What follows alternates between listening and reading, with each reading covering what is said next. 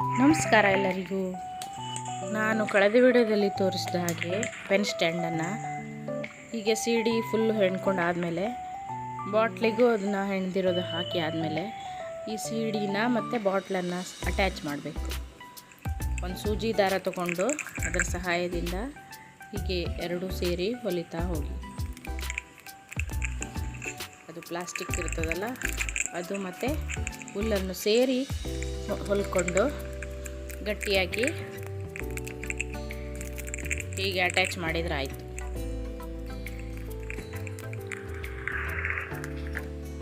ನಂತರ ಹೀಗೆ ಹಿಂದ್ಗಡೆ ಅದು ಹುಲ್ಲನಿಂದ ಹೆಣ್ದಿರೋದಿರುತ್ತಲ್ಲ ಅದನ್ನು ಸೇರಿಸಿ ಹೊಲಿಬೇಕು, ಅಂದರೆ ಗಟ್ಟಿ ಆಗಬೇಕಲ್ಲ ಅದು.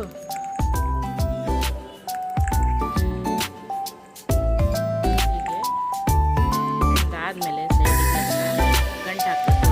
ಸರಿಯಾಗಿ ಗಟ್ಟಿಯಾಗಿ ಗಂಟು ಹಾಕಿ ಆದಮೇಲೆ ಉಳಿದ ದಾರವನ್ನು ಕಟ್ ಮಾಡಿ ರೆಡಿ ಆಯಿತು ನೋಡಿ. ಹೀಗೆ ಇದಕ್ಕೆ ಮತ್ತು ಈಗ ಚೆಂದ ಕಾಣಬೇಕು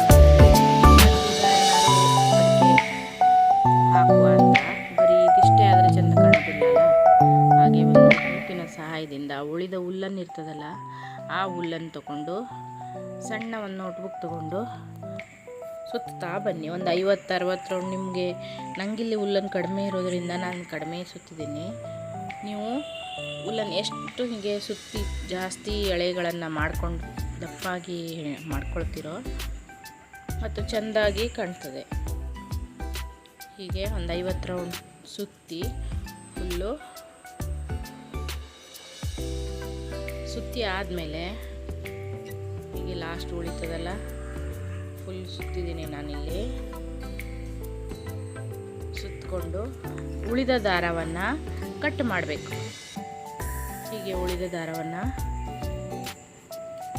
ಹೀಗೆ ಮಿಡ್ಲಲ್ಲಿ ಎಲ್ಲಿ ಬರ್ತದೆ ನೋಡಿಕೊಂಡು ಗಂಟು ಹಾಕ್ಕೊಳ್ಳಿ.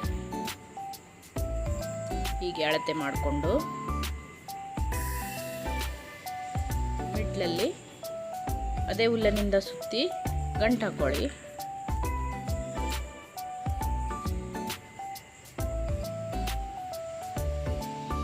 ಹೀಗೆ ಸಮ ನೋಡಿಕೊಂಡು 1-2 ರೌಂಡು ಸೇರಿಸಿ ಗಂಟು ಹಾಕಿ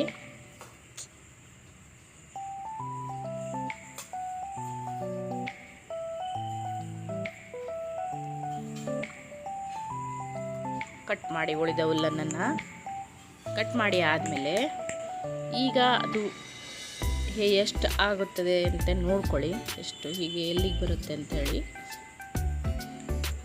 ನೋಡಿಕೊಂಡು ಈಗ ಆ ಕಡೆ ಈ ಕಡೆ ಸಮ ಜಡೆ ಹಾಕ್ಕೊಳ್ತೀವಲ್ವ ನಾವು, ಅದೇ ರೀತಿ ಮತ್ತೇನಿಲ್ಲ, ಸಿಂಪಲ್ಲು ಎಳೆಗಳನ್ನು ಅಳತೆ ಮಾಡಿಕೊಂಡು 3 ಭಾಗ ಮಾಡ್ಕೊಳ್ಳಿ. ಜಡೆಗೆ ನಾವು 3 ಭಾಗ ಮಾಡ್ಕೊತೀವಲ್ವ ಅದೇ ಥರ 3 ಭಾಗ ಮಾಡಿಕೊಂಡು, ನಾನಿಲ್ಲಿ ಲೆಕ್ಕ ಮಾಡಲಿಲ್ಲ, ಅಂದಾಜಿಂದ ಹಾಕಿದ್ದೀನಿ, ನೀವು ಲೆಕ್ಕ ಮಾಡ್ಕೊಳ್ಳಿ ಮತ್ತು ಚೆನ್ನಾಗಿ ಬರುತ್ತೆ. ಹೀಗೆ ಜಡೆ ಹಾಕ್ಕೊಳ್ಳಿ, ಸಿಂಪಲ್ಲಾಗಿ ಜಡೆ ತುದಿವರೆಗೆ ಹಾಕ್ಕೊಂಡು 2 ಕಡೆ ಹೀಗೆ ಜಡೆಗಳನ್ನು ಹಾಕ್ಕೊಂಡು ಮುಂದೆ ದಾರವನ್ನು ಕಟ್ಟಬೇಕಷ್ಟೆ. ಆ ಕಡೆ ಈ ಕಡೆ ಜಡೆ ಥರ ಆಯ್ತಲ್ಲ, ಹೀಗೆ ಈ ಕಡೆನೂ ಹಾಗೆ ಮಾಡಬೇಕು. ಜಡೆನ ಮಾಡಿಕೊಂಡು 3 ಭಾಗ ಮಾಡಿ ಜಡೆ ಮಾಡಿಕೊಂಡು ತುದಿಗೆ ಬಿಚ್ಚಬಾರ್ದಲ್ಲ, ಅದೇ ರೀತಿ ಹುಲ್ಲನ್ನು ಕಟ್ಟಬೇಕು. ಹೀಗೆ ಹುಲ್ಲನ್ನು ಕಟ್ಟಿ ತುದಿಗೆ 2 ಕಡೆಗೂ 2 ಸೈಡ್ ಜಡೆಗೂ ಹುಲ್ಲನ್ನು ಕಟ್ಟಬೇಕು, ಸಮ ಅಳತೆ ಮಾಡಿಕೊಂಡು. ಅದು 2 ಕಟ್ಟಿ ಆದಮೇಲೆ 2 ಕಡೆ ಒಂದೇ ಸಮ ಅಳತೆ ಬಂದಿದೆಯಾ ಇಲ್ಲ ನೋಡಿಕೊಂಡು ಉಳಿದ ಹುಲ್ಲನ್ನು ಎಕ್ಸ್ಟ್ರಾ ಇರುತ್ತದಲ್ಲ ಅದನ್ನು ಸಮಾನವಾಗಿ ಕಟ್ ಮಾಡಿ ತೆಗೀರಿ. ಒಂದು ಸೂಜಿಗೆ ದಾರವನ್ನು ಪೋಣಿಸ್ಕೊಂಡು ಇಟ್ಕೊಳ್ಳಿ. ಕಟ್ ಮಾಡಿ ಆದಮೇಲೆ ಇದನ್ನು ಆ ಸಿಡಿ ಇರ್ತದಲ್ವ ಆ ಸಿಡಿಗೆ ಅಟ್ಯಾಚ್ ಮಾಡೋದು. ಹೀಗೆ ಮಧ್ಯದಲ್ಲಿ ಬರೋ ರೀತಿ ಹಿಡ್ಕೊಂಡು ಹೀಗೆ ಸೀಡಿಗೆ ಅಟ್ಯಾಚ್ ಮಾಡಬೇಕು. ಸೂಜಿ ದಾರ ತಗೊಂಡು ಹಿಂದ್ಗಡೆಯಿಂದ ಹೊಲಿಗೆ ಕಾಣದೇ ಇರೋ ರೀತಿಯಲ್ಲಿ ಹಿಂದ್ಗಡೆಯಿಂದ ಹೊಲಿತಾ ಬನ್ನಿ. ಎರಡೂ ಸೈಡ್ಗೂ ಹೀಗೆ ಹಿಂಬದಿಯಿಂದನೇ ಹೊಲಿಗೆ ಒಂಚೂರು ಕಾಣಬಾರ್ದು, ಹೀಗೆ ಗಟ್ಟಿಯಾಗಿ ಕೂತ್ಕೊಳ್ಳೋ ಹಾಗೆ ಹೊಲ್ಕೊಳ್ಳಿ. ಸುಲಭವಾಗಿದೆ ಫ್ರೆಂಡ್ಸ್, ಮನೇಲಿ ಮಾಡ್ಕೊಳ್ಳಿ ಇದನ್ನು. ಮಕ್ಕಳಿಗೆ ಪ್ರಾಜೆಕ್ಟ್ ವರ್ಕಿಗೂ ಹೀಗೆ ಮಕ್ಕಳಿಗೆ ನೀವು ಕಲಿಸ್ಕೊಟ್ರೆ ಅವರೇ ಮಾಡ್ಕೋತಾರೆ. ಇದು ತುಂಬ ಈಸಿಯಾಗಿದೆಯಲ್ವ, ಹಾಗಾಗಿ ಯಾರು ಬೇಕಾದರೂ ಮಾಡ್ಬೋದು. ಉಲ್ಲನ್ನಿದ್ರೆ ಆಯಿತು, ಮತ್ತು ಜಾಸ್ತಿ ಏನು ಮಟೀರಿಯಲ್ ಏನು ಬೇಕಾಗಿಲ್ಲ ಇದಕ್ಕೆ.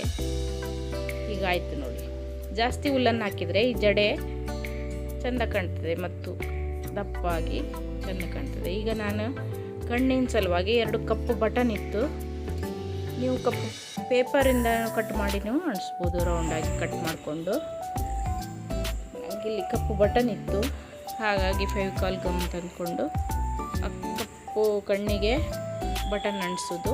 ಆಮೇಲೆ ಮಧ್ಯೆ ಹೋಲ್ ಇರ್ತದಲ್ಲ, ಹೋಲ್ ಕಾಣಬಾರ್ದು ಸೀಡಿಗೆ, ಅದರಿಂದ ಪೇಪರಲ್ಲೇ ಕಟ್ ಮಾಡ್ಕೊಳ್ಳಿ. ನೀವು ಕಪ್ಪು ಪೇಪರ್ ಇರಲಿಲ್ಲ ಅಂದರೂ ಮನೇಲಿ ಸಾದಾ ಪೇಪರಿಗೆ ಸ್ಕೆಚ್ ಪೆನ್ನಿಂದ ಇದು ಮಾಡಿಕೊಂಡು ಕಪ್ಪು ಬಣ್ಣ ಹಚ್ಕೊಂಡು ನೀವು ಕಟ್ ಮಾಡ್ಕೊಳ್ಬೇಕಷ್ಟೇ ಸಾದಾ ಪೇಪರನ್ನು. ಕಣ್ಣಿಗೆ 2ಕ್ಕೆ ಬಟನ್ ಹಚ್ಚಿದ್ದೀನಿ, ಮೂಗಿಗೆ ಕರಿ ಪೇಪರ್ ಇರ್ತದಲ್ಲ ಅದನ್ನು ಕಟ್ ಮಾಡ್ಕೊಂಡಿದ್ದೀನಿ ಟ್ರಯಾಂಗಲ್ ಶೇಪಲ್ಲಿ. ಮೂಗಿಗೆ ನೋಡ್ಲಿಕ್ಕೆ ಒಂಥರ ಲುಕ್ ಕಾಣ್ತದಲ್ಲ, ಅಷ್ಟೇ ಫ್ರೆಂಡ್ಸ್. ನಿಮಗೆ ಬೇಕಾದ ಯಾವ ರೀತಿ ಬೇಕಾದರೂ ನೀವು ಅಂಟಿಸ್ಕೋಬೋದು. ನಾನು ಹೀಗೆ ಸ್ಯಾಂಪಲ್ ಹಿಂಗೆ ತೋರಿಸ್ತಾ ಇದ್ದೀನಿ ನಿಮಗೆ ಐಡಿಯಾ ಬರಲಿಕ್ಕೆ. ನಿಮ್ಮ ಅಭಿರುಚಿಗೆ ತಕ್ಕಂತೆ ನೀವು ನಿಮ್ಗೆ ಹೇಗೆ ಚೆಂದ ಕಾಣ್ತದೋ ಹಾಗೆ ಮಾಡ್ಕೋಬೋದು, ಕ್ರಿಯೇಟಿವಿಟಿಗೆ ತಕ್ಕಂತೆ. ಈಗ ಮೂಗಾಯಿತು ನೋಡಿ ಫ್ರೆಂಡ್ಸ್.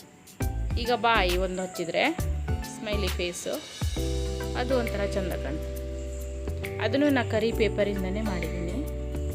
ಕಟ್ ಮಾಡಿ ಹೀಗೆ ಬಾಯನ್ನು ಗಮ್ ಹಾಕಿ ಅಂಟಿಸ್ಕೊಂಡ್ರೆ ಆಯಿತು ನೋಡಿ. ಇದನ್ನು ನೋಡಿ ನಿಮ್ಗೆ ಏನು ಅನಿಸ್ತದೆ ಅಂಥೇಳಿ ಕಮೆಂಟ್ ಮಾಡಿ ಫ್ರೆಂಡ್ಸ್. ಪೆನ್ ಸ್ಟ್ಯಾಂಡ್ ರೆಡಿ ಆಯಿತು ನಮ್ಮದು. ಹೀಗೆ ಗಮ್ಮೆಲ್ಲ ಹಚ್ಚಿ ಆದಮೇಲೆ ಈ ಥರ ಕಾಣಿಸ್ತದೆ. ನನ್ನ ವಿಡಿಯೋ ಇಷ್ಟ ಆದಲ್ಲಿ ಸಬ್ಸ್ಕ್ರೈಬರ್ ಆಗಿ ಫ್ರೆಂಡ್ಸ್. ಲೈಕ್ ಮಾಡಿ, ಶೇರ್ ಮಾಡಿ, ಕಮೆಂಟ್ ಮಾಡಿ ಫ್ರೆಂಡ್ಸ್. ಮತ್ತೆ ಮುಂದಿನ ವಿಡಿಯೋದಲ್ಲಿ ನಿಮಗೆ ಸಿಗ್ತೀನಿ ನೋಡಿ ಫ್ರೆಂಡ್ಸ್. ಈಗ ಪೆನ್ ಸ್ಟ್ಯಾಂಡ್ ರೆಡಿ ಆಯಿತು. ಧನ್ಯವಾದಗಳು.